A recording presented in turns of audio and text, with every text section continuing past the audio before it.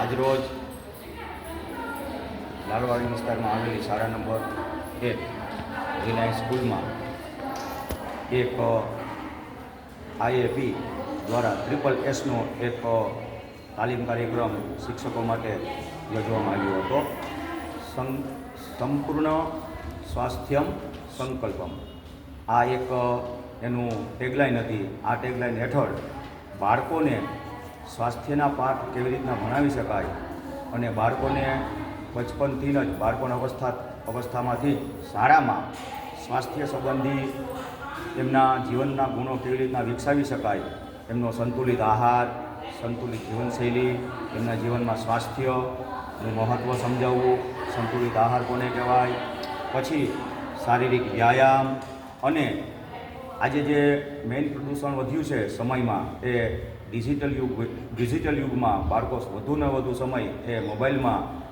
મોબાઈલમાં આવતી ગેમોમાં વ્યસ્ત રહે છે. તો એમાંથી બહાર કાઢી અને એમને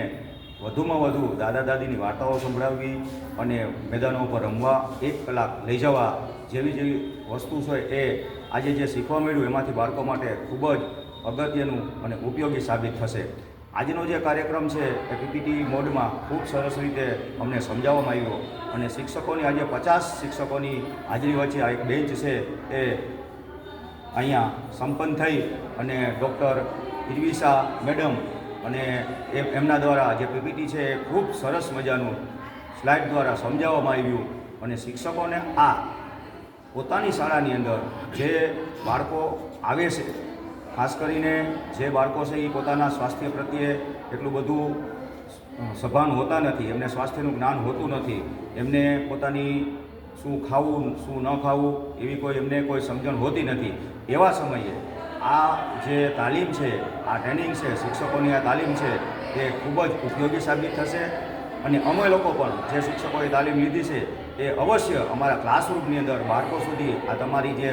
વાત છે, ઉત્તમ સંદેશ છે કે એ સંપૂર્ણ સ્વાસ્થ્યનો એ સંકલ્પ લઈએ એ માટે અમે પણ ત્યાં પ્રયત્ન કરીશું. તો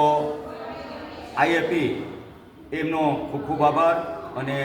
જે SSS આ ફોર્મ્યુલા હેઠળ જે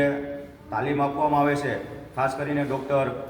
ઇરવિશા મેડમ છે એમનો પણ ખૂબ ખૂબ આભાર. અમારા સૌ બેન્ચના શિક્ષકો વતી આ કાર્ય કરવા બદલ એમને હું શુભેચ્છા આપું છું, અભિનંદન આપું છું અને ધન્યવાદ પ્રગટ કરું છું.